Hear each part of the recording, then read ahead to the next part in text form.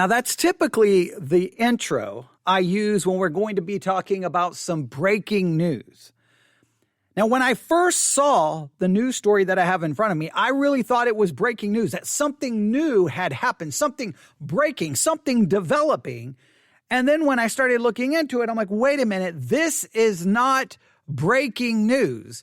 This is news that goes all the way back to January 2021, when we're actually in January 2022. Why is it news again? Well, the only reason I can think that it's news again is because of Twitter. This is all going to make sense in just a minute. Yes, that's the intro that we would use when we're getting ready to talk about breaking news. I would come in right there and tell you that you're listening to the Theology Central podcast, and then I would give you the date and the time. But that's really the wrong intro. That's really the wrong intro. So let's try this again. Looking at our world from a theological perspective. This is the Theology Central podcast, making theology central.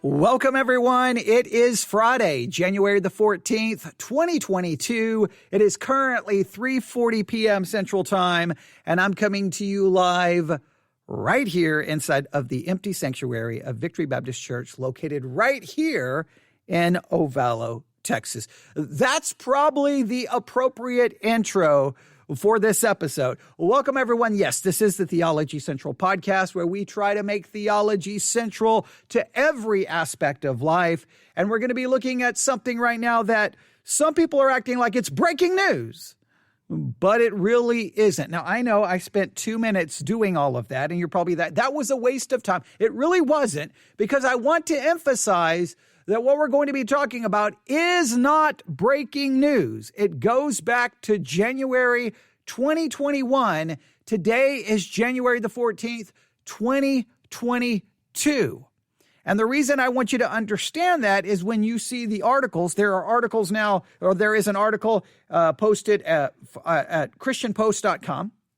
And it was posted today, January the 14th, 2022. There's also an article that has now appeared at Christianity Today. See, when did they post their article?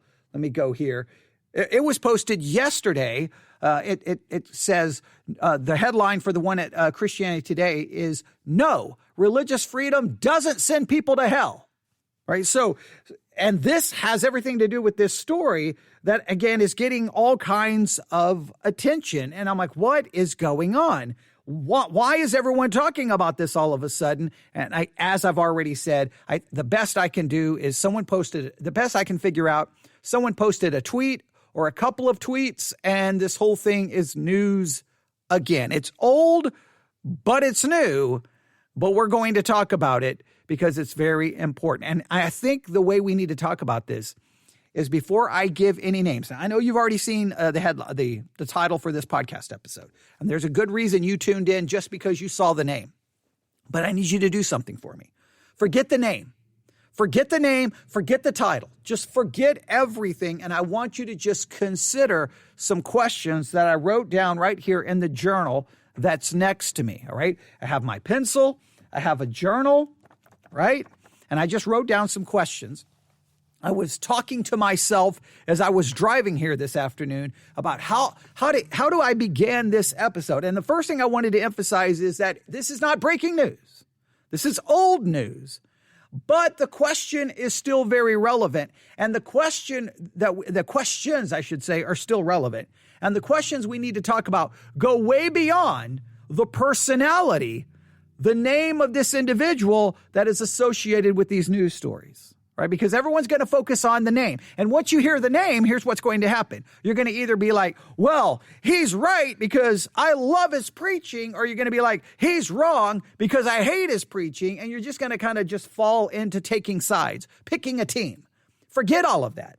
I want you to think about the deeper issue at hand. All right, here we go. Question number 1.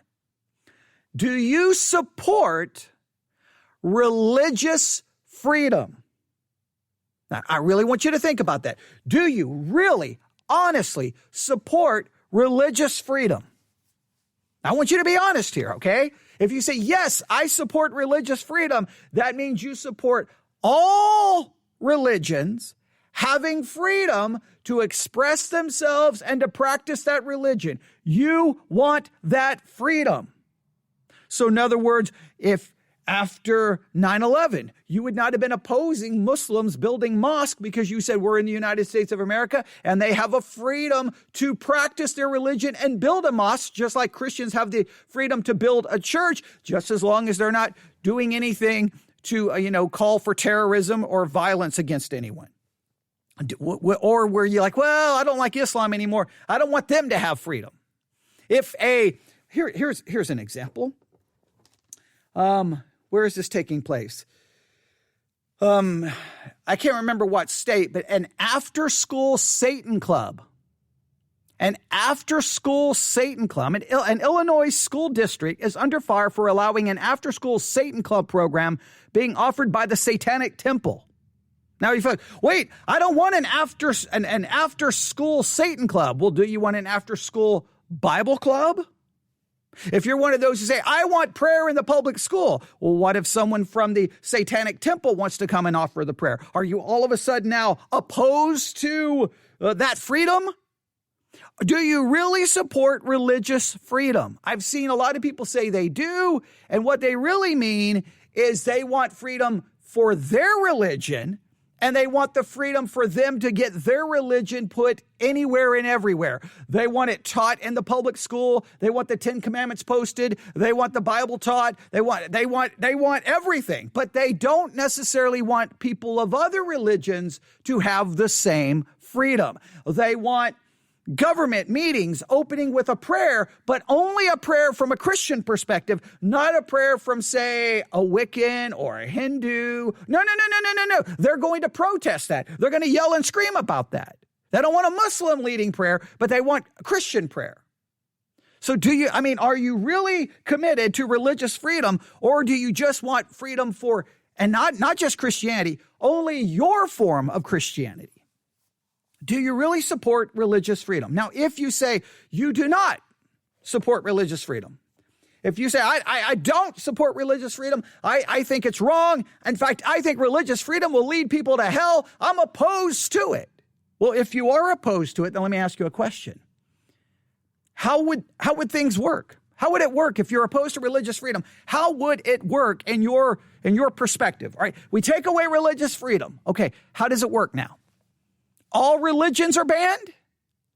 Or only some religions get freedom, but who gets to decide which religion gets that freedom? If you say, well, Christians should have religious freedom. Okay, when you say Christians should have religious freedom, you do realize that's not really saying much. Let me give you an example. Okay, let's say, all right, Christians should have religious freedom. All right, Catholics? And if Catholics are the one who determines religious freedom, would it be then right for them to ban, Protestants and to condemn Protestantism as a heresy and to not allow for Protestant churches to be built? No, I don't want Catholics to be in charge. Okay, how about Greek Orthodox? No, I don't want Greek Orthodox to be. Well, who do you want to be in charge? If you are opposed to religious freedom, who gets to make the decision? For example, okay, wait, I'm a Baptist. Okay, so Baptists are in charge. Okay, well, let's see what we would do, all right? Well, obviously, immediately we're going after any churches that practice infant baptism. I mean, we're not going to allow that. So do we just get rid of all churches that practice infant baptism? Do we then ban Catholics? If you're opposed to religious freedom, who gets to make the decision? See, if you say you support religious freedom, you got to support all religions. All different theologies. I mean, look, for me personally, if I was in charge, I'm opposed to religious freedom and I want my quote unquote form of Christianity to be in charge, I'll tell you the first thing I'm going after. I'm just going to be honest with you. I am absolutely banning and outlawing all charismatic churches. I'm closing them down and I'm ending charismatic theology. I am. I'm banning it. I want those people imprisoned. I want their churches seized. I want it over because I despise charismatic theology. I think it's evil. I think it's a damnable heresy, and I think it hurts people. Now, immediately, charismatics would be like, no, how dare you do that? See? You see what happens? If you're opposed to religious freedom, You've got to explain how it works. What does it look like? It's easy to say, well, Christianity. Yeah, but you do realize in the history of Christianity, Christians have killed each other, outlawed, banned, persecuted other quote unquote professing Christians, Catholics going after Protestants, Protestants going after Catholics. You do realize that's happened throughout church history. So exactly, if you don't want religious freedom, how does it work? I think that that's a very important question. And who does, and I'll just kind of add another question. So, do you support religious freedom? If you don't, how would it work? And then I've already kind of mentioned this one. Who decides which religion is allowed and which one isn't allowed? Who gets to make that decision? Your church? My church? Your denomination? I'm an independent. We're a part of an independent church. So, I mean, like, who gets to decide? Nobody has any good question. No, nobody really has any good answers from what I have seen. Now, why am I bringing up religious freedom and trying to make the decisions? Why am I mentioning an after-school Satan club at an Illinois elementary school, sparking outrage? That was published January the 13th at 8:18 p.m. And trust me, this news article about the after-school Satan club is already appearing in the comments of discussions about the articles I've already mentioned, which ultimately are about religious freedom. Some people have said, no, I reject religious freedom because if we have religious freedom, we get things like, and then they put a link to this article, an after-school Satan club. So for them, they don't want religious freedom. But I wanted to try to contact the individual who posted that and say, well, then what, if you don't want the after-school Satan club, then what religion do you want promoted? Because I guarantee you, most likely, there's probably a high probability they're a part of a charismatic church that I would want banned.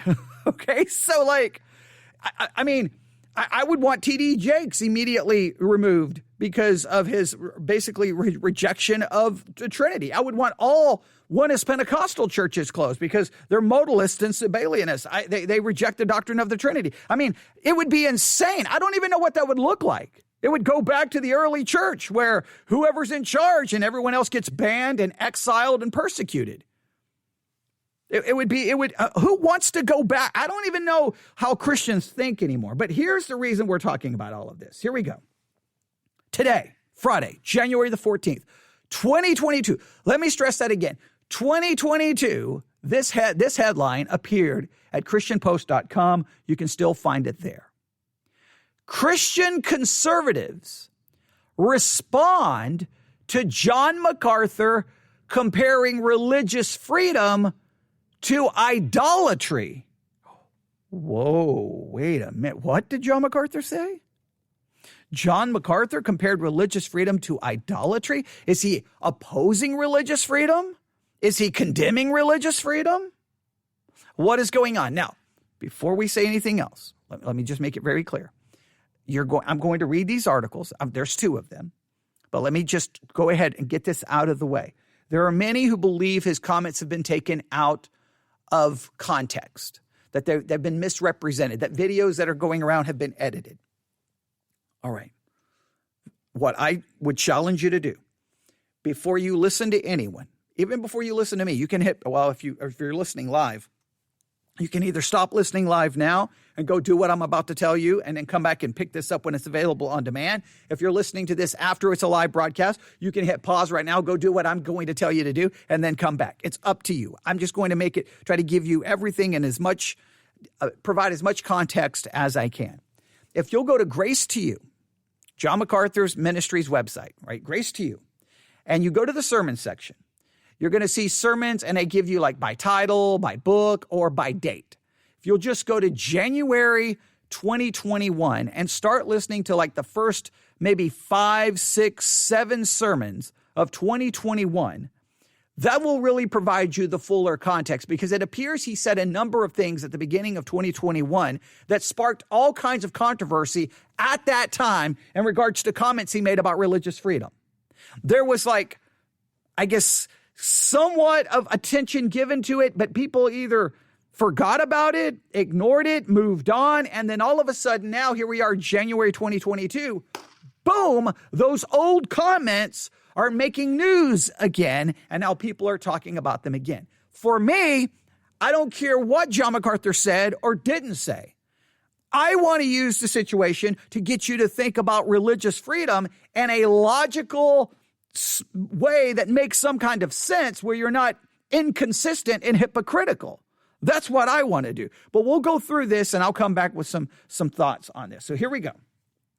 Headline: Christian conservatives respond to John MacArthur comparing religious freedom to idolatry. Right now, there's 39 comments, and people are still posting comments as I am speaking right now under this article. And we're going to read some of the comments because they're getting pretty crazy. Now, the first thing you'll notice, underneath that headline, you'll see a picture of John MacArthur wearing a blue suit.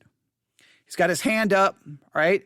And it says, John MacArthur, the pastor of California's Grace Community Church, delivers a sermon to his congregation, January 2021, screenshot, YouTube, grace to you. Now, immediately that's when I'm like, wait a minute. Are they just using an old picture? Or is this picture the sermon in which the comments that they're talking about came from? If so, this is nothing new. It's over a year old. All right, so again, it's not breaking news. Here we go.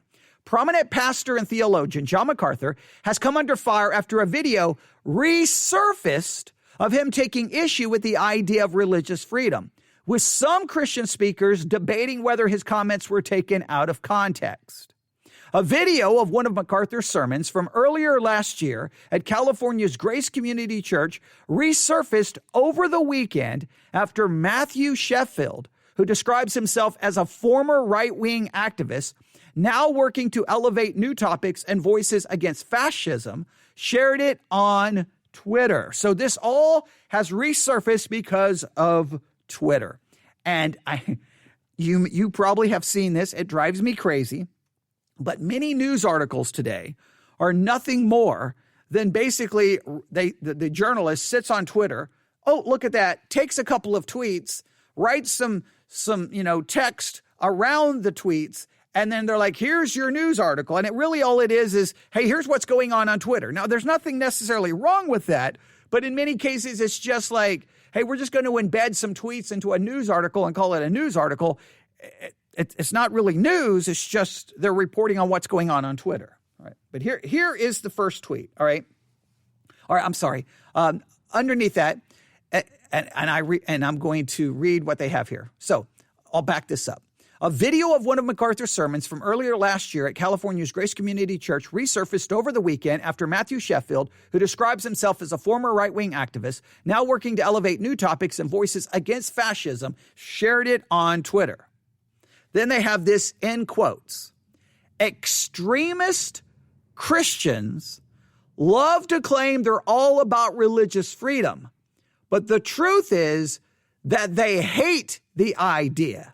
Sheffield, the editor of The Flux and the host of the Theory of Change podcast, wrote. Now let's stop right here. That's a big accusation, but I'm going to argue there's at least a little bit of truth to it. I know a lot of Christians are like, religious freedom, religious freedom. That's why I started by asking, do you really believe in religious freedom? Because this is what I see Christians doing. Religious freedom. And what they mean is our religious freedom. You don't do anything to impose anything on us. We want religious freedom. And anything that appears to even impose anything upon our religion is immediately decried as persecution, violation of the Constitution. We want our religious freedom. But what I have seen time and time again is they don't want that same freedom extended to others. Now, you've got to listen to me carefully here. The freedoms you demand must be the same freedoms you extend to others.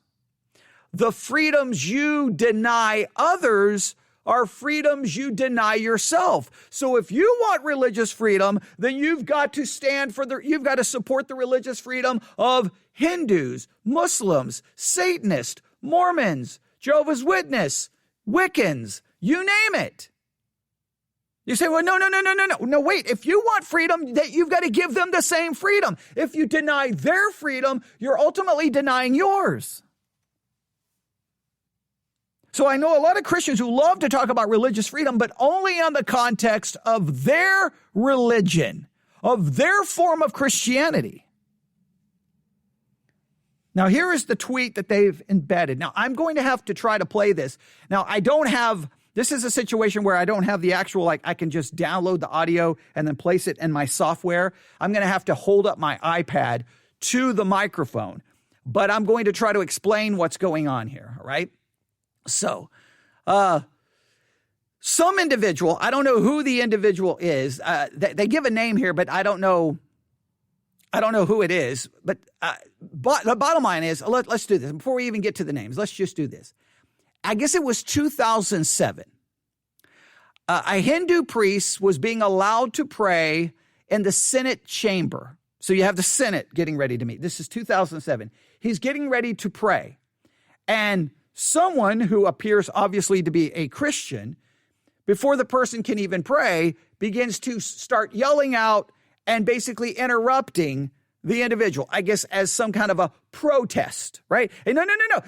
We want the freedom of prayer here, but we don't want this Hindu, as a Hindu priest is described in this text, to pray. Here, so I'm going to play this where you can hear a little bit of what's going on. I'm going to have to keep I'm going to be right here next to the microphone, and I may have to try to jump in and explain what is going on. So just picture this. It's the Senate chamber, all right? And they're getting ready to, I guess, open a session of the Senate, and they're going to start with prayer because, Christians want that. We've got to start, every session of government with prayer. Okay, well, if you want that, then again, here comes the thing. Is it just Christian prayer? Who gets to pray? Who gets to decide? Well, in this particular day, I don't know what day this was, when this prayer took place. It was 2007. I don't know the day and the month. But obviously there's a Hindu priest here. He has a book, maybe of Hindu prayers, and he's getting ready to walk up, or he's kind of standing up there, in the Senate chamber, and he's getting ready to pray. And all of a sudden you're going to hear someone from away from the microphone yelling something out. And he's going to start with, Lord Jesus, forgive us for the wickedness that's about to, and he just starts interrupting, right? Just starts interrupting. Now, if someone was to do that to a Christian getting ready to pray, then Christians would be like, how dare they? These liberals hate God. And we'd be all upset. Well, wait a minute. It's got to go both ways if you believe in freedom. But here, so I'm going to play this. Here we go. Maybe. If it will play. Maybe I have to open it up in Twitter. Okay, give me a second. Let's refresh the page. Got to close all the videos that pop up here. Okay. Now we should play. Here we go. Today's opening prayer will be offered by our guest chaplain, Mr. Rajan Zed of the Indian Association of Northern Nevada.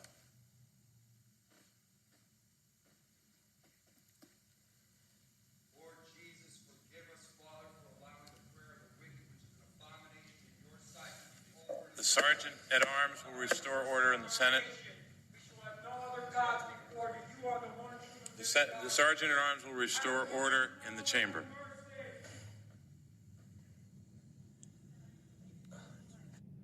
There you have it. So this man's getting ready to pray. Look, Lord Jesus, you forgive us. We no other God before us. Okay, well, clearly he doesn't want any other prayer to be uttered in the Senate chamber other than a Christian prayer. Now, many Christians will support that kind of thing.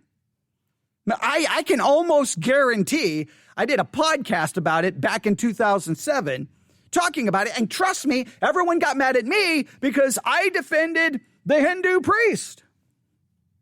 That's not acceptable. That's not the way it's supposed to work. If you want the freedom of religion, give him the freedom to practice his religion. If you want prayer in the Senate chamber, you've got to allow all religions to have the ability to offer a prayer. And I'm going to hear Christians like, well, why should we? Okay, well, then let's go with your theory. Then what kind of Christian are you? You're a charismatic. I don't want you anywhere near the Senate chamber praying anything because I don't want to hear anything of your charismatic theology seeping into your prayer. I don't want a Catholic praying. I don't want a Greek Orthodox. Okay, I don't want a oneness Pentecostal. All right, so guess what? So who gets to make the decision who's orthodox enough biblically to pray? So that's the tweet that starts all of this. That tweet was put on January, or was published on January the 9th, 2022. I know what you're saying. What does it have to do with MacArthur? Stay with me. All right. So he posts that. Then right underneath that, if I can get the screen to move, he then posts this. Extremist Christians love to claim they're all about religious freedom, but the truth is they hate the idea. Sometimes when they're in a safe space, they admit this.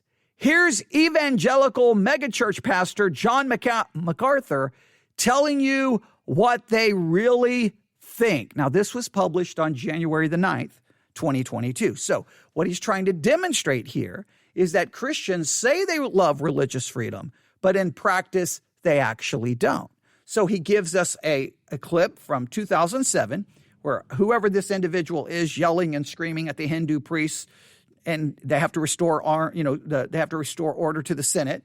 He gets drug out. This all aired on C-SPAN 2, and that's where the video comes from. Hopefully you could hear everything.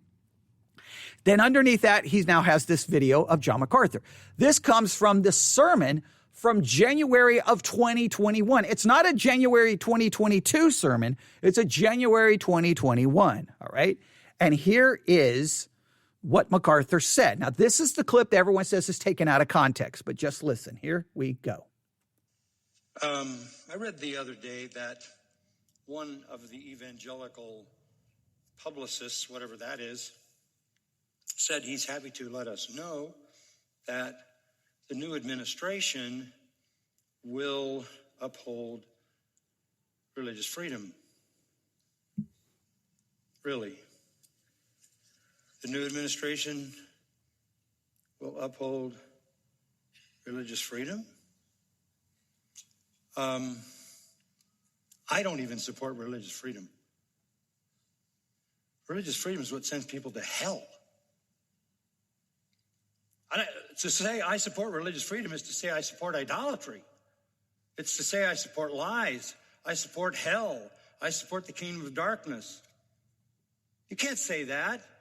No Christian with half a brain would say, we support religious freedom. We support the truth.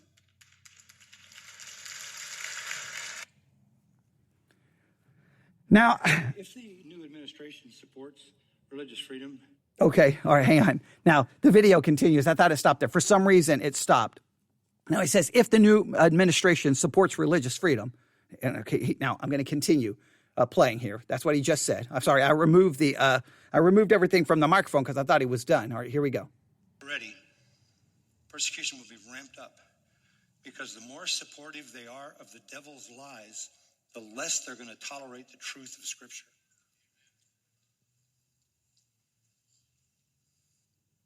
We're not going to lobby for freedom of religion. What kind of nonsense is that?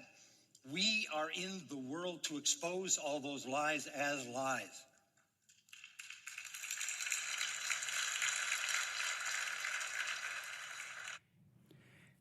Now, I'm just going to be honest with you. When I hear that, chills go through my body. I mean, that's scary. That's frightening. Now, I will acknowledge and make it very clear that that's only a minute and 40-second clip, and it appears there's jump edits in it. That means if you're watching a video and all of a sudden it kind of jumps, that means it's been cut and then another part of the video has been put with it. So that means that there's at least questions about, was anything taken out of context? Now, I don't know.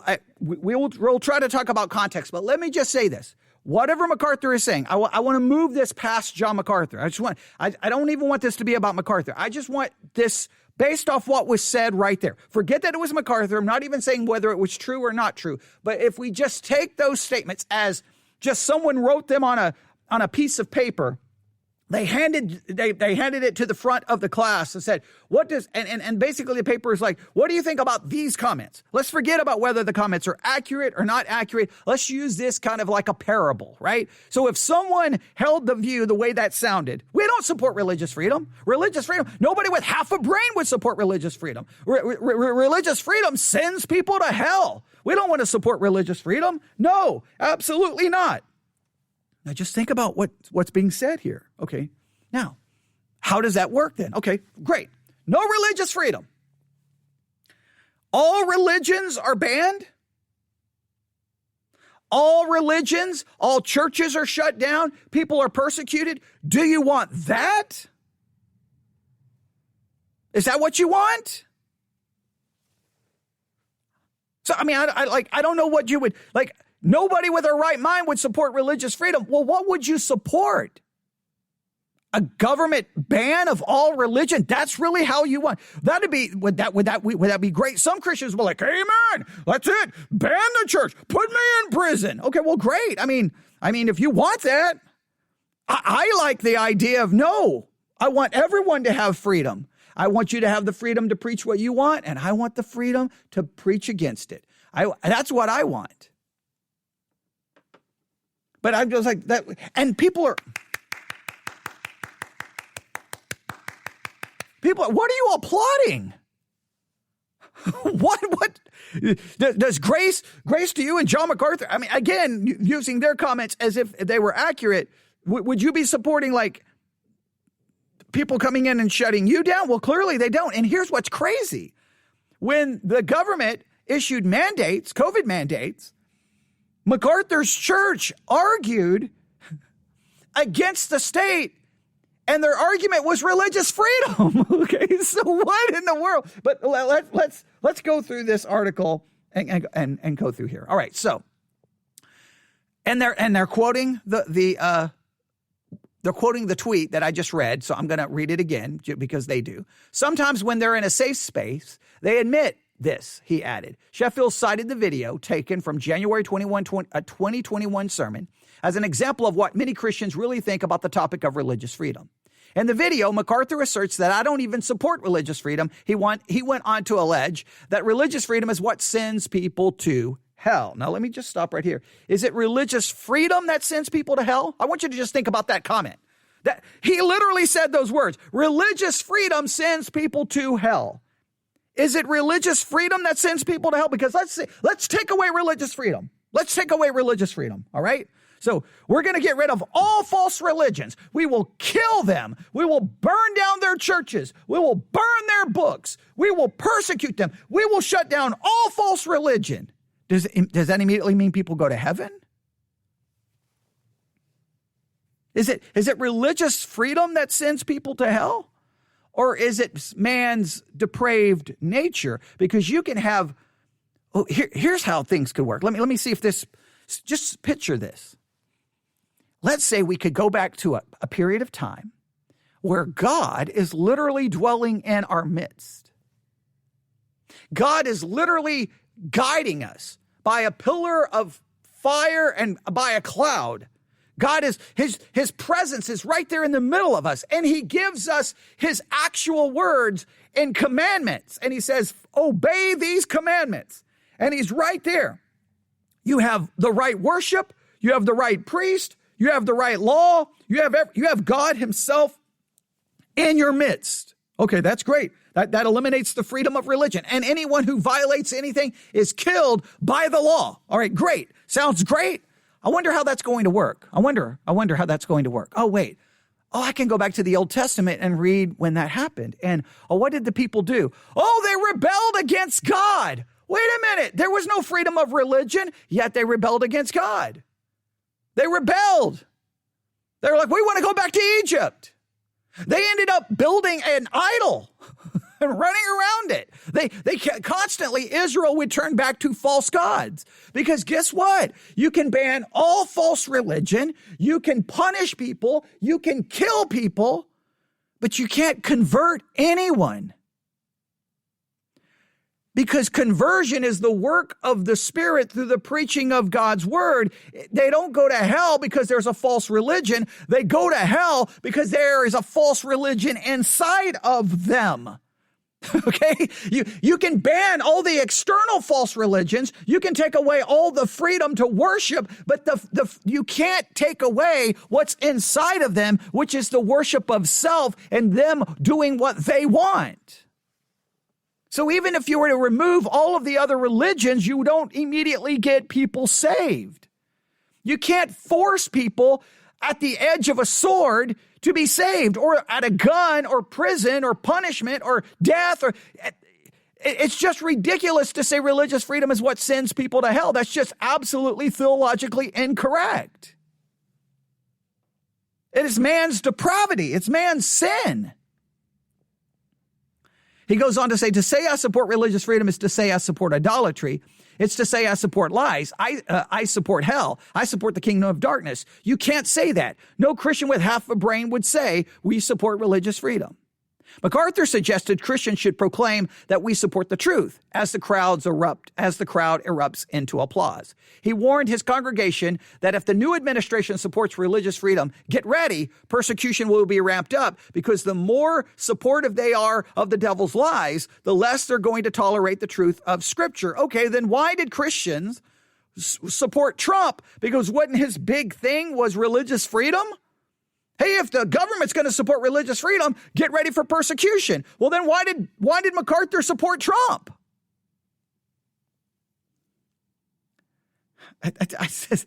He vowed, we're not going to lobby for freedom of religion. What kind of nonsense is that? The clip concluded with MacArthur maintaining that we are in the world to expose all these lies as lies. Now, prominent Christian commentators quickly condemn MacArthur's remarks, including former National Review writer and current editor of the Dispatch, David French. Lamenting MacArthur's analysis as disturbing, French took to Twitter to slam the astonishing arrogance in his statements and an astonishing lack of respect for dissent from his version of the truth. French pushed back on the idea that MacArthur's words were taken out of context. My recent tweets critiquing MacArthur referenced his words in context, and in context, he really did say, I could never really concern myself with religious freedom. I wouldn't fight for religious freedom because I won't fight for idolatry. Now, other people are saying they're taken out of context. You can go listen to the sermons for yourself. The question is, this is what it turns into. If you love MacArthur, you're like, no, he didn't really say that. He didn't really say that. Okay, let's say he didn't really say that. Now, let's just forget MacArthur. Come on. Tell me what you really think about religious freedom. Come on. Come on. Because sooner or later, I've seen Christians time and time again expose themselves as really not supporting religious freedom. We want prayer in school. Okay, great. Next week, what class is your son in? Oh, he's a ninth grader. Okay, in the ninth grade class, we're going to have someone from the Satanic Temple open up the morning with a prayer to Satan. You go okay with that? No. How dare you? Oh, wait a minute. I thought you liked religious freedom. Okay, how quickly your views change, right? How quickly they change. So forget MacArthur. What do you really think about religious freedom? Brooke Medina, vice president of the conservative think tank John Locke Foundation, reacted to MacArthur's comments by tweeting that Christian martyrs over the past 2 millennia would beg to differ, John. Yeah, well, forget just Christian martyrs over the past 2 millennia. Just think of all the Christians that Christians killed fighting over Christianity about which Christianity was acceptable. Okay, for crying out. And not just that, that's the way it works, though. Here's the thing. If you don't want religious freedom, someone's going to die. It's just the way it's going to work. She alleged that by stating opposition to the idea of religious freedom, the pastor does not believe your fellow image bearer is worthy of agency. It means you think so little of the kindness of God, which leads us to repentance, that you would prefer the force of the state. It also means you prefer outward conformity over inward change. History is littered with bloody, heinous examples of powerful people who use their opposition of religious freedom to imprison and kill their detractors. Southwestern Baptist Theological Seminary President Adam Greenway shared the Southern Baptist Convention's teaching on religious liberty, emphasizing that few commitments are more intrinsic to our Baptist identity than this one. And I will say, as a Baptist, that's one thing I'm like, absolutely I never want church and state to ever merge in any way, shape, or form. I want the state to leave me alone. I just want it to be separate. I want, as a Christian, what I want to do is preach the gospel, call people to repentance and faith. Because I think all problems in the world are basically spiritual in nature, and the only solution is the gospel. Not the state, but the gospel. Not political, but the gospel. All right, so we could talk all day about this. We're not getting near as far as I wanted to, but that's okay. The teaching cites more than a dozen Bible passages when asserting that the state owes to every church protection and full freedom in the pursuit of its spiritual ends. And providing for such freedoms, no ecclesiastical group or denomination should be favored by the state more than any other, Greenway wrote. After viewing MacArthur's entire sermon, conservative radio host Eric Erickson offered his interpretation of MacArthur's analysis. He was not talking about the ability of different faiths to worship in a multi-ethnic country of different faiths. He was talking, if I can find this, because the page just refreshed. Give me 1 second. He was talking about Christians believing Christianity is true and all other religions are false and don't really give you freedom. So his analysis is that MacArthur wasn't talking about Christians, or that he wasn't talking about the ability of different faiths to worship in a multi-ethnic country. He was talking about Christians believing Christianity is true and all other religions are false and don't really give you freedom. So I guess what he's saying is that because Christianity is true, it doesn't really give you freedom. Right? Well, okay, that means Christianity doesn't give you freedom. That doesn't mean I'm against religious freedom. I'm like, I don't even understand the analysis exactly, but okay. He goes on. More specifically, now, he was talking about the habit of secular governments to up the persecution in the country every time those governments claim they support religious freedom. So every time they support religious freedom, they up the persecution, right? So did Trump do that? They said former President Barack Obama was big into religious freedom while he was suing nuns. Gavin Newsom loves him some religious freedom and shut down churches. MacArthur lamented the coronavirus worship restrictions Erickson was referring to early in his sermon, which primarily reflected on how the coronavirus pandemic and the events of the preceding year provided him with 2020 clarity. MacArthur's church relied on religious freedom and First Amendment arguments when it sued California in 2020 over its state's restrictions on its in-person indoor worship. Last September, Grace Community Church settled with California and the city of Los Angeles, with both governments agreeing to pay the church $800,000 in legal fees. Erickson summarized MacArthur's point on religious freedom as this, I quote, "When the world starts talking about religious freedom, it tends to mean we're coming for you Christians." Well, I will say that when Christians talk about religious freedom, it typically means we want freedom and we don't care about anybody else. Okay, all right. But all right. The radio host defended that claim is just true, adding that this is what MacArthur was talking about. The religious freedom platitude masks the persecutor of Christ's church. Responding to French, Ali Beth Stuckey, a conservative commentator and podcast host with The Blaze, stated that she disagreed with MacArthur's comments, but not for the same reasons as French. "Anyone who knows anything about MacArthur knows he's not arguing for implementing theocracy," she tweeted. "He's actually saying that Christians shouldn't completely concern themselves with fighting for religious liberty, because even if Christians' worship becomes illegal, the church would continue to do what she's always done, obey God. I do disagree that supporting religious liberty is supporting idolatry." The January 2021 sermon where MacArthur made the comments in question lasted for more than an hour, far longer than the nearly 2-minute long video shared by Sheffield. MacArthur elaborated on his concerns with superficial Christianity, superficially decrying the efforts of other Christian leaders to affiliate themselves with social justice movements. In the time between MacArthur's warning that persecution will be ramped up and his insistence that we're not going to lobby for religious freedom, MacArthur told his congregation that we condemn every lie and we call every person to this: there is one true God, love the Lord God with all your heart, soul, mind, and strength. After stating the first commandment's mandate that you'll have no other gods before me, MacArthur proclaimed that people can find their salvation in one name and one name only, that is Jesus Christ. These remarks were not included in the clip shared by Sheffield. In his newsletter, former Southern Baptist Convention ethicist Russell Moore, who headed the convention's Ethics and Religious Liberty Commission until last year, argued that even if MacArthur's message was taken out of context, his line of argument is usually offered when religious freedom refers to someone else's religion.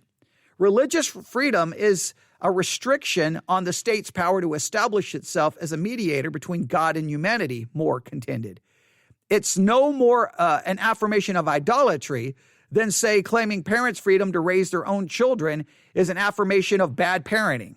Stating that the government should not take children away and raise them doesn't mean that everyone is parenting is good. It just means that except in dire and unique situations, parents, not the state, should raise their own children. Religious freedom does not mean that every religion is true, Moore added. It contends that God judges the hearts and that people must truly believe with their hearts that Jesus is Lord rather than merely say Lord, because the law requires them to do so. In a statement shared with the Daily Wire, Phil Johnson, an executive with MacArthur's Grace to You, confirmed that MacArthur is not advocating a theonomic notion that Christians today should commandeer governments in order to force Christianity in the world. He insisted MacArthur argues that Christians should not be looking to the government for protection, but rather to God. Well, okay, if that's what he's saying, it's easy to say that, right? John MacArthur stands behind the pulpit. Listen, Christians, don't look to the government. Don't look to the government for protection. Look to God. Okay, I mean, that's easy to say. So did he just misspeak? I don't know. Everyone's arguing about it. The question is, what do you think about religious freedom? Now, there's a part of me that wanted to go back to 2021 and take like 4 or 5 of those sermons at the beginning of 2021 and let's review all of them. But that would literally take, I'm not joking, because those sermons are over an hour long, that would probably take us about probably 3 months to work through 4 or 5 of those sermons. Now, if you go listen to any of them and you find some troubling statements, by all means, email me, say, I was listening to this sermon by MacArthur on this date, and starting at the 15-minute mark to the 25-minute mark, he said some things that I think are very troubling. Can you take a look? I'll probably then just review that entire sermon. Okay, so if you want to do that, we can. I got to pick and choose what I cover here because there's just so much to do in any given day. I wanted to address this mainly because everyone's talking about religious freedom right now. And I just want to show you the reason I want to talk about this is just look at the comments underneath this article and you'll see why we have to talk about it. Because whatever MacArthur thinks, there are plenty of Christians out there who are condemning the idea of religious freedom. And so I'm just going to read some of the comments so you get an idea. All right. There's new comments popping up. And I don't know if I can work through all of them, but I'm just going to work through all of this. All right, here we go. 21 minutes ago, I'm just going to go through some of these comments. Some of these comments you're like, what in the world is going on? All right, here we go. John MacArthur compares religious freedom to idolatry. In reality, idolatry is freedom because it proclaims that each can justify and claim the right to worship any god for their self-interest desires for their will. It was an act of idolatry when John MacArthur pleaded his legal case in the name of freedom of religion for his religion. Why didn't John MacArthur, through his Christian lawyer, tell the judge that his assembly wanted to worship the one and only God who said to do good to your neighbor? All right. Now, I think what he's trying to say here is, wait a minute. He says idolatry is freedom because it proclaims that each can justify and claim the right to worship any god for his self-interest and desires for their will. All right. I guess you could say that. I don't say freedom is idolatry. You could say freedom gives you the ability to become an idolater. But you know what? Even if you take away freedom, it doesn't change the fact that you can become an idolater in your heart. I mean, idolatry was condemned in the Old Testament and they still became idolaters. So I don't know if you can say idolatry is freedom. I don't even know if that just holds up. But then he goes on to say, it was an act of idolatry when John MacArthur pleaded his legal case in the name of freedom of religions for his religion. I don't know if it was an act of idolatry. You could argue maybe that it's a little bit of, is it hypocritical? Hey, wait, don't look to the government. Hey, don't look to the government to protect you. But we're going to look to the legal system to fight the government. Well, then look to God. Hey, God, the government's trying to shut us down. Take care of the government. No, he didn't turn to God. He turned to his lawyers to file a lawsuit. So like, he's still using the whole system, right? The judicial system.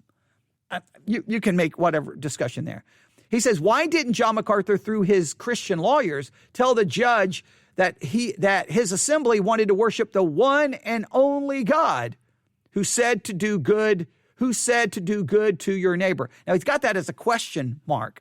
Or, okay. So, in other words, I think he's trying to point out MacArthur's hypocrisy. Hey, go tell the judge, we want to worship the true God.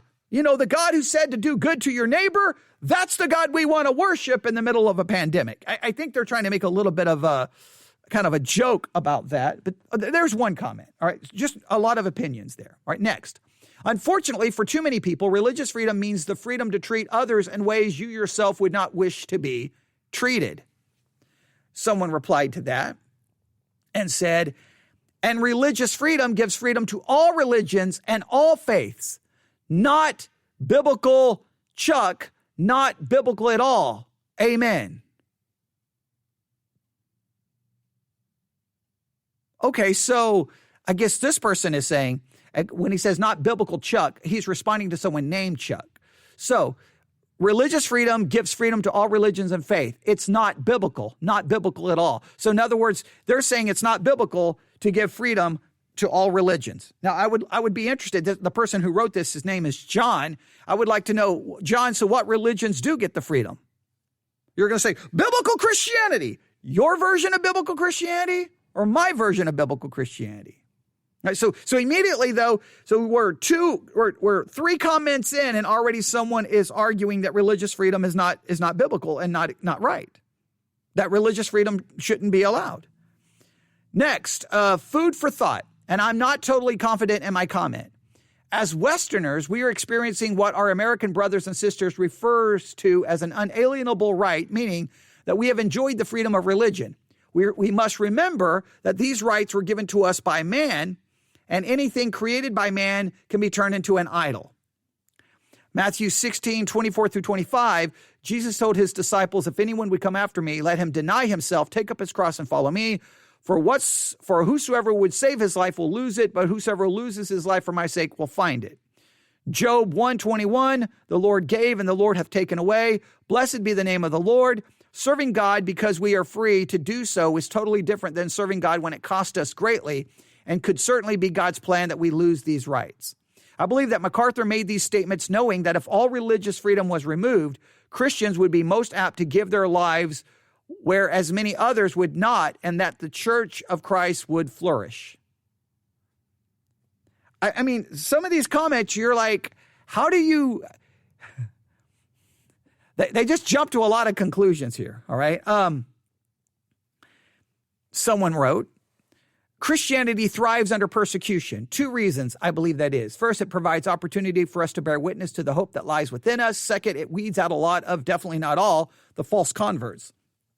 As in general, only those truly converted are willing to suffer for their faith. All right? I don't know really what that has to do, but okay. And then someone said exactly what my mother said in 1963. Okay. All right. Then it goes on. MacArthur's context in preaching and teaching is always to uphold what the Creator says. Freedom of religion is a provision of law in America. It applies to all religions. Therefore, there will inevitably be conflict as differing religions and spiritual beliefs, ideologies, and philosophies cannot be harmonized. The best we can do is tolerate other views, but even so, someone's belief will form the basis of our laws and governments. So again, irresolvable conflict is inevitable. When it comes down to biblical truth, the only true and living God allows us the freedom to choose our religion, but he also holds us accountable for our choices. And whatever a person believes is their religion, even if they claim no religion, or to be agnostic or atheist. What Dr. MacArthur recognizes and preaches and teaches and speaks about is the distinct biblically Christian perspective and mandate from Scripture. When it comes to what is ultimately true in the universe, he declares the Word of God, which says that Jesus, the Messiah, is the only way to reconcile humanity to God. Therefore, while the true saints of the living God live in a nation that provides for freedom of religion, their loyalty is to the truth. We are free to make our choice, but only one choice is acceptable to the right, holy, righteous Creator. Jesus is the only way, truth, and life. MacArthur is rightly seen as the greatest expositor of this generation. Okay, again, some of these comments, I'm like, what does this even have to do? You see, what happens is what I told, immediately people are like, I'm for MacArthur. See, MacArthur is the greatest expositor who ever lived in this generation. Okay, what about religious freedom? So I mean, I guess they say some things there. I don't know. Let's continue. Some of these comments are just maddening, but that's okay. Agree. A Christian's first loyalty is to the truth, regardless of whatever freedoms are permitted by political or cultural circumstances.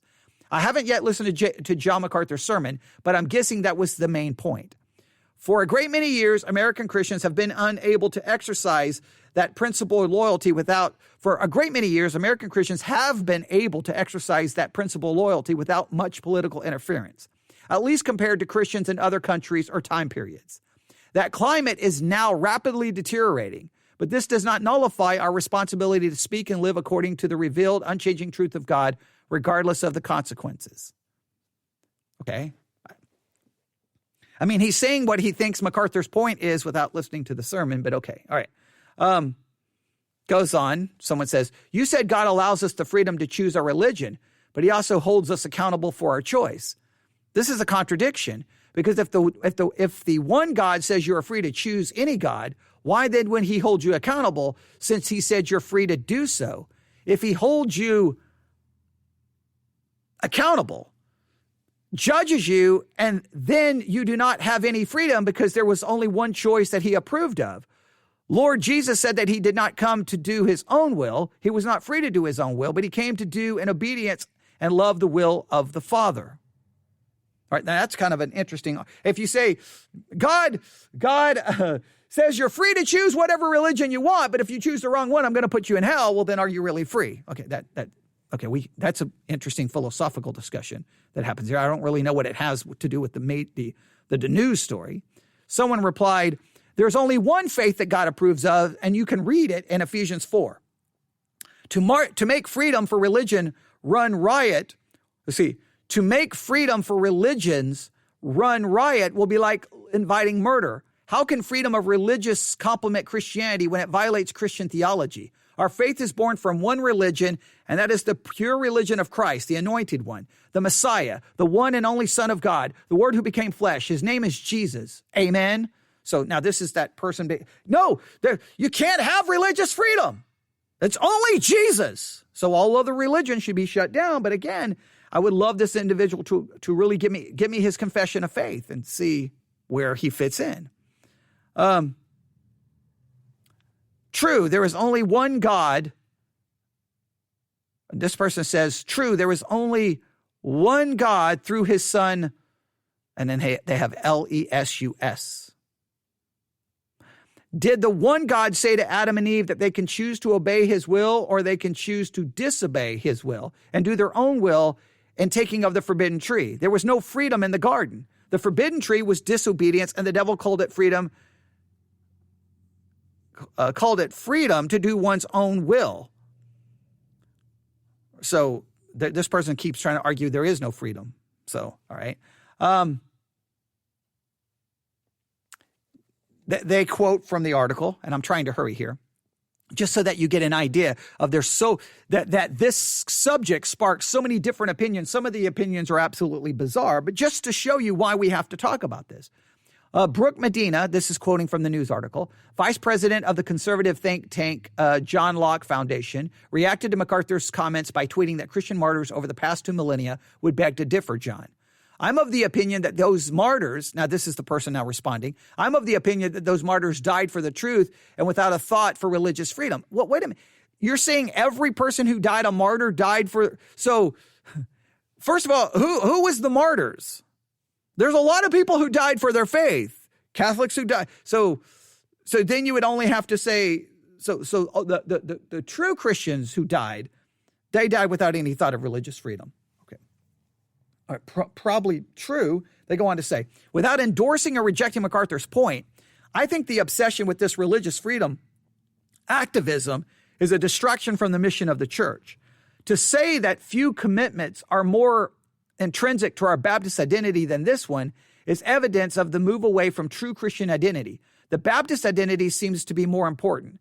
That should concern everyone. Just to think about it, what do Jesus, the apostles, and scriptures teach about what is truly important to our Christian identity? Okay, well,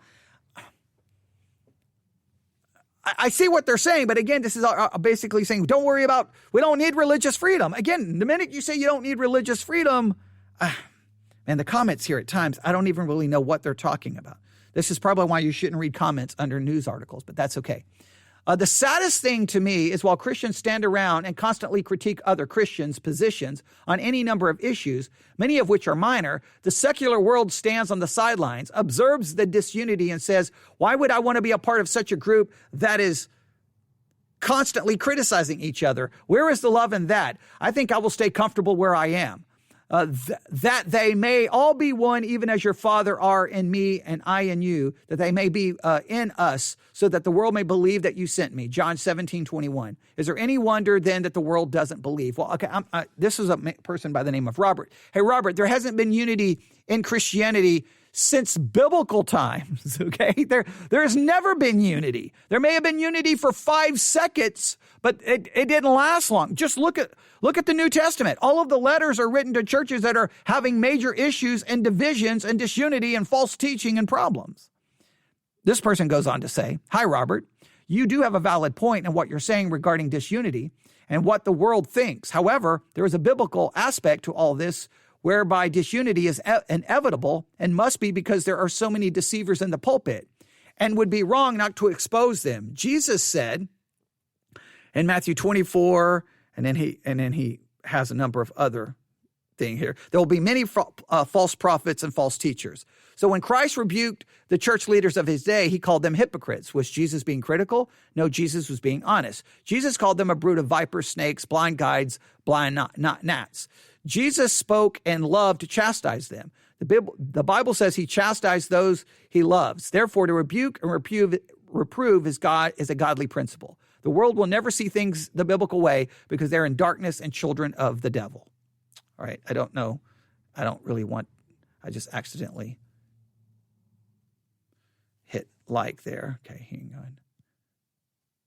All right, I'm going to have to go back down to this. The page refreshed. Oh, we're at an hour. We're going to have to stop. Let's see if I can just get down to one more here. Someone replied to that, your analysis is all right, except for the concept where you categorize everybody as Christians. Going to church and reading the Bible, praying, crying, Bible study, and do good work, preaching, does not make anybody a Christian. Any person can do all those things without knowing God. It is called religion. Religion has nothing to do with God. Religion is based on human self-righteous, self-justification, desire to reach God. Remember the Pharisees? More than 99% of the people going to church are like that. So now here's the person who's saying, hey, we shouldn't be divided. And then they start arguing about who's a Christian, who's not a Christian. Once again, hey, we're talking about religious freedom, but please note, this is what I want you to see from these. This is what I just love about Christians. All right, here's the subject of religious freedom. Should we have it? Shouldn't we have it? We can't even agree on whether we should have it or shouldn't have it. But then once you get away from religious freedom, we can't even agree on who's a Christian or not a Christian, or should we be unified and who should we condemn? We can't even agree on that. But we don't want religious freedom? Give me a break. We would be taking away people's freedoms so quickly it wouldn't even be, it would be insane. It would be insane. All right. Let's see here. Okay, there's a lot more here. You can read them all for yourself. It's funny. Now, this is what pops up now. How would you rate the quality of this conversation? Very toxic, neither, healthy, or very, very healthy. I just think it just demonstrates that Christians can't agree on anything, and that it's just, I don't know what Christians want. I don't really know what Christians want. So here is my view. I'll make it very simple. I've already kind of stated it, but I'll just end with this since we're out of time. And you should go read all of those comments. It's maddening even trying to figure out, how does this even, did you even read the article? Like, your comments in many cases have nothing to do, like, next thing they're arguing about who's a Christian and who's not a Christian. It's like, what does that have to do with the article? Religious freedom. Do you support it or you don't support it? Yes or no? It's that simple. Here's my view. Religious freedom is an amazing thing because it gives you the ability to preach the gospel, teach, have Bible studies, have church, turn on a microphone like I'm doing right now, and just talk away about theology and God. I love religious freedom. And because I love it, I want everyone else to have it. I want the atheist to be free not to have any religion. I want the atheist to be free to mock it, make fun of it, make art mocking it. I want them to have the freedom to do whatever they want. And I want the freedom to be able to respond. The freedom gives everyone the ability to put forth their views. And I believe that as we preach, God will save those whom he will save. All right? That's what I think religious freedom is great. I don't want to deny anyone religious freedom, because if I deny them freedom, I'm denying myself freedom. And if we start denying religious freedom, who gets to make the determinant factor? Now, when it comes, I'm not big into politics, but when it comes to voting, you could make religious freedom a big part of who you vote for. This person seems to support religious freedom. Now, the question is, do they really support religious freedom, or are they just saying that?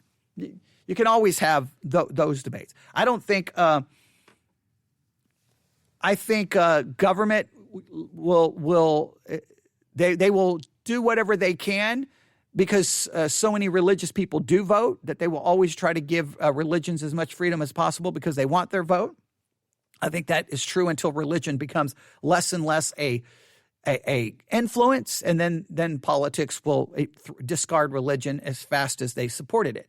Religion is just a means to an end for politicians. It's just how they get elected. So I'm very cynical about it. But so should we fight for it?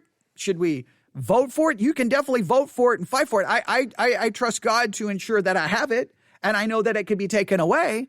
But my thing is like, I personally am going to support religious freedom because I want everyone to be free, because I want that freedom.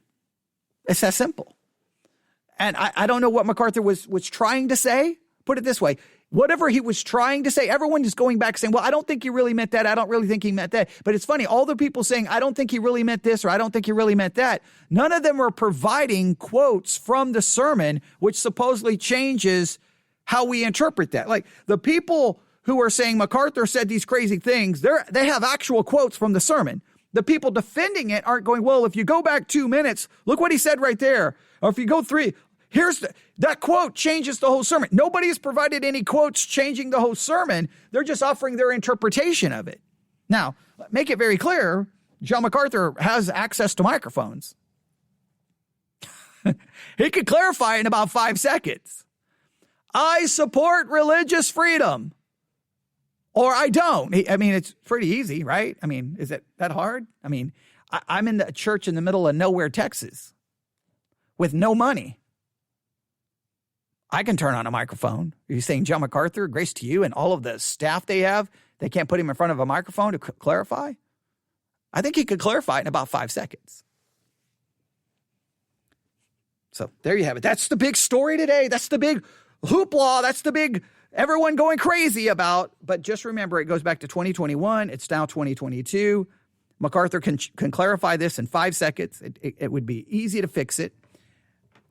My question is, forget MacArthur. What do you think about religious freedom, and have you been consistent in your views on it? Now, religious freedom doesn't mean all religions are true.